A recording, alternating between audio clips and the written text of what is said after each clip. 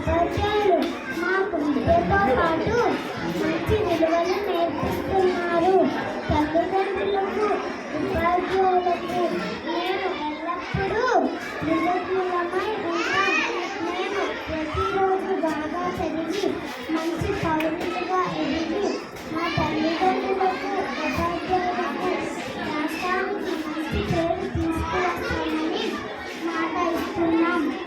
ఈ సందర్భంగా మన రాష్ట్ర ప్రభుత్వం మనకి అందిస్తున్న తల్లికి వందనం ఆర్థిక సహాయం చాలా ఉపయోగకరంగా చదువుకోవడానికి, ఆరోగ్యంగా ఎదగడానికి ఉపయోగపడుతుంది.